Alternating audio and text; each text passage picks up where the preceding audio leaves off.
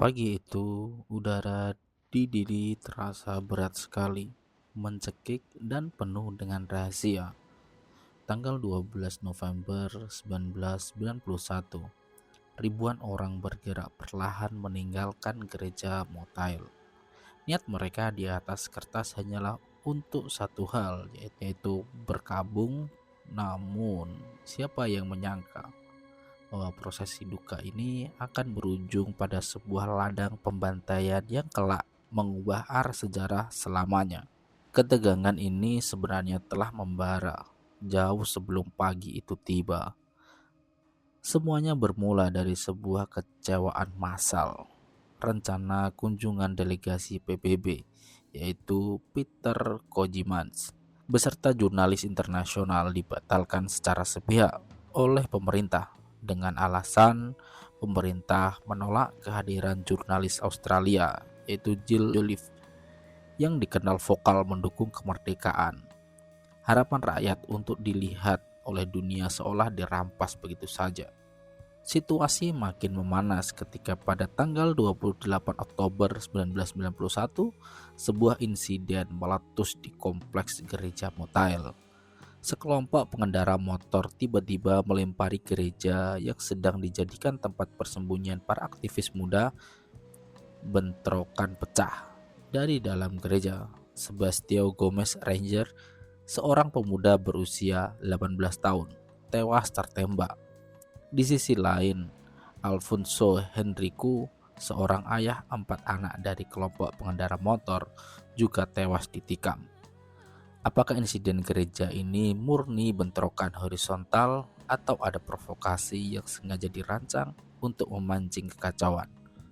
Pertanyaan ini menggantung, memicu amarah yang menuntut pelampiasan.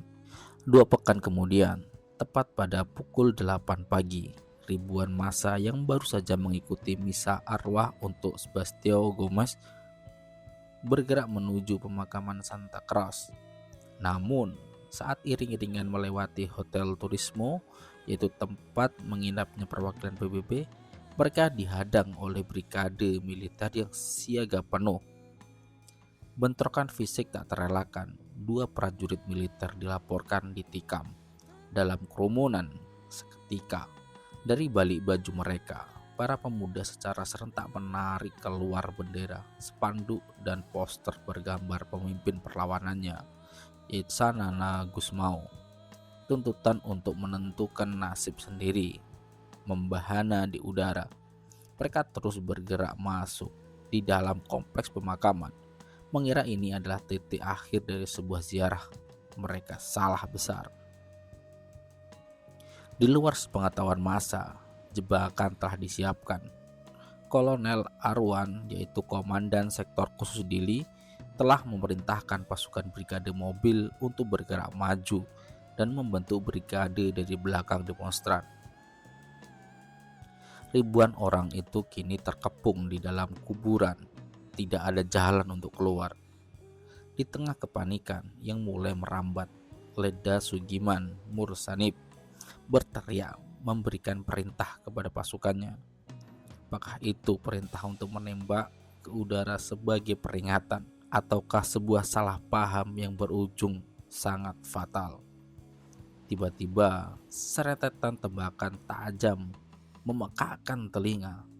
Massa di barisan belakang langsung roboh bersimpah darah. Kepanikan meledak, ribuan orang berlari membelah maut.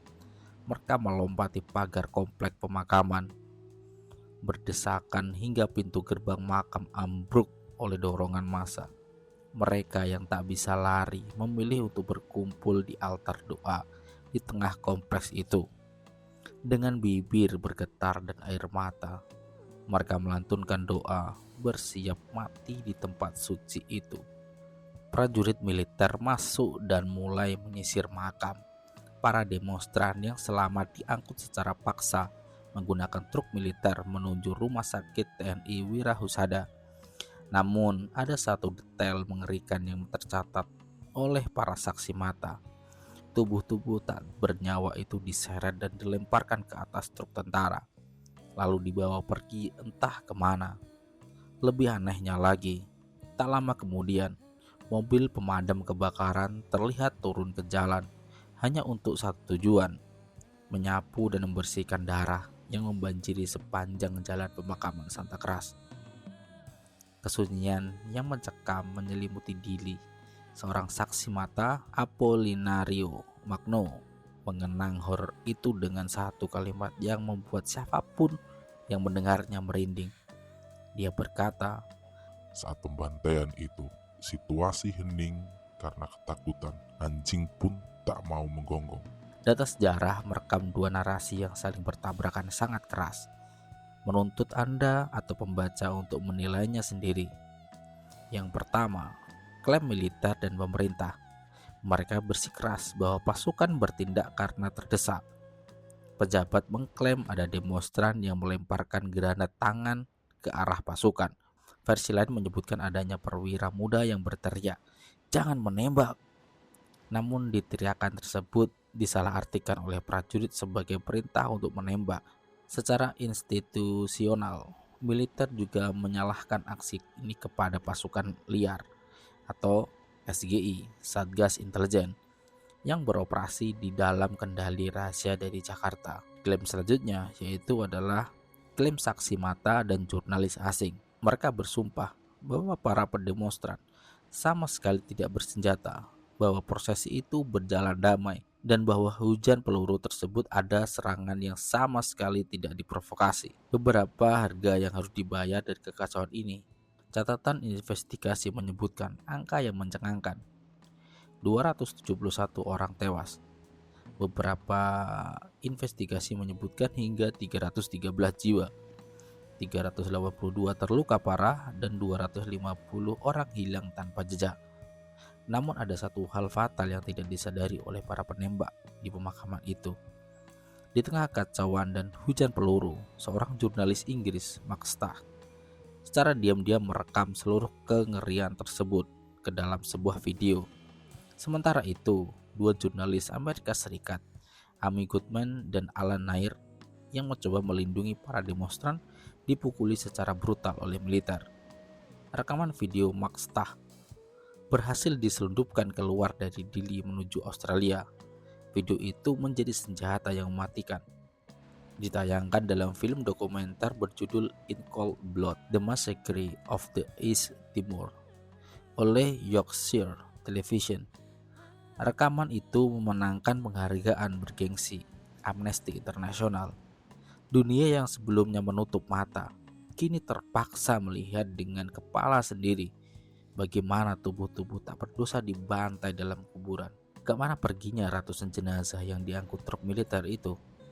Puluhan tahun menjadi misteri yang menyiksa keluarga korban.